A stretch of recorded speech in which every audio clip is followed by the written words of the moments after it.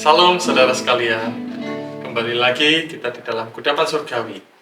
Pada kali ini kita akan merenungkan bersama kebenaran firman Tuhan, di mana kita telah mendengarkan pujian yang telah dinyanyikan tadi, bahwa banyak orang yang bergumul tentang bagaimana cara merubah hati.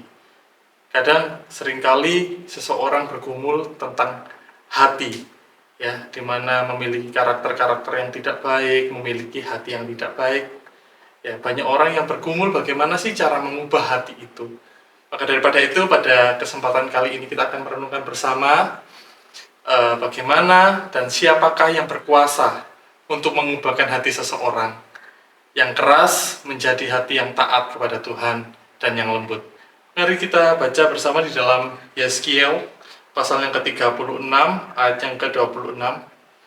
Dikatakan bahwa di sini, kamu akan kuberikan hati yang baru dan roh yang baru di dalam batinmu, dan aku akan menjauhkan dari tubuhmu hati yang keras dan kuberikan kepadamu hati yang taat. Saudara sekalian, kita boleh membaca kebenaran firman Tuhan ini, kita boleh mendengarkan bahwa yang dapat mengubah hati seseorang itu adalah Tuhan. Yang memberikan hati yang baru itu adalah Tuhan. Sehingga Tuhan juga yang dapat mengubah hati yang keras menjadi hati yang taat. Banyak orang bergumul. Mungkin Bapak Ibu Saudara sekalian yang menyaksikan ini juga sedang bergumul. Bagaimana Bapak Ibu Saudara sekalian menghadapi sesuatu tekanan di dalam hati, ingin merubah hidup, ya, mungkin ada kepahitan di hati Bapak Ibu Saudara yang membuat Bapak Ibu Saudara capek menghadapi kehidupan ini, sehingga nggak sedikit orang yang akhirnya putus asa, sehingga mereka mencari jalan-jalan yang lain mengakhiri hidup karena mereka merasa bahwa hati mereka merasa sakit, merasa susah, ya. Ada sesuatu hal yang mengganjal di hati. Tapi bersyukur firman Tuhan ini datang kepada kita sekalian, bahwa yang dapat mengubah hati kita itu adalah Allah, yaitu Tuhan sendiri.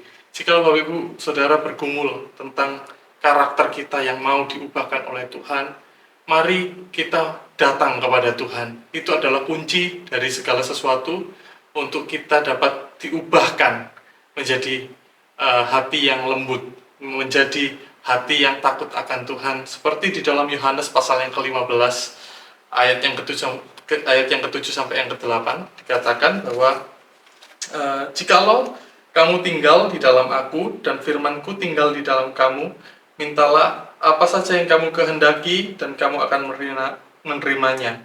Dalam hal inilah Bapakku dipermuliakan, yaitu jika kamu berbuah banyak, dan dengan demikian kamu adalah murid-muridku. Di sini dikatakan bahwa ketika kita memiliki kerinduan untuk hidup kita, hati kita diubahkan oleh Tuhan, maka hal yang pertama dan yang harus kita lakukan adalah kita tinggal di dalam Tuhan, bagi saudara, dan firman Tuhan itu tinggal di dalam hati kita. Sehingga dikatakan di sini, mintalah apa saja yang kamu kehendaki, dan kita akan menerimanya. Tentu saja ini bukan hanya berbicara tentang hal jasmani, tetapi ini lebih berbicara tentang bagaimana hidup kita diubahkan, ya, untuk kita bisa semakin hari menjadi orang-orang yang berbuah, yang menjadi berkat bagi banyak orang.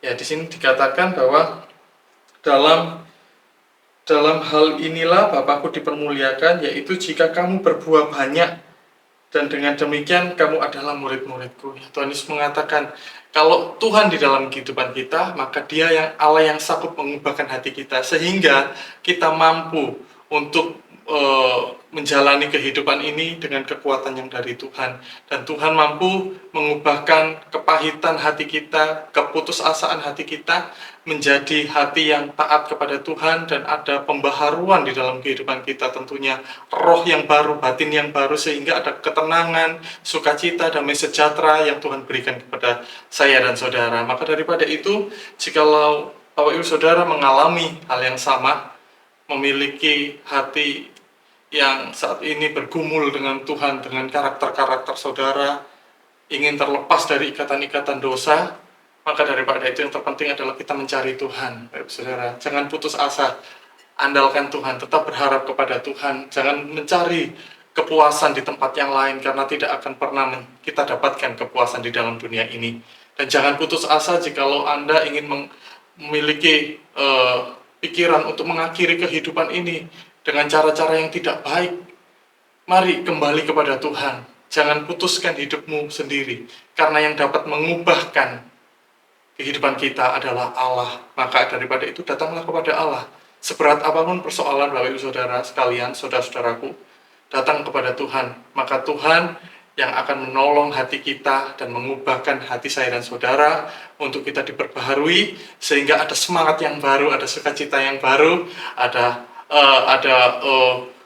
pertolongan Tuhan yang nyata di dalam kehidupan saya dan saudara. Puji Tuhan, demikianlah kudapan surgawi kali ini. Kiranya kita boleh terus mengandalkan Tuhan di dalam kehidupan kita, dan yang dapat mengubah hati kita hanyalah Tuhan. Maka daripada itu, datanglah kepada Tuhan dengan berdoa kepadanya, dengan tidak jemu-jemu, dan meminta kepada Dia. Pasti Dia akan mendengarkan saya dan saudara.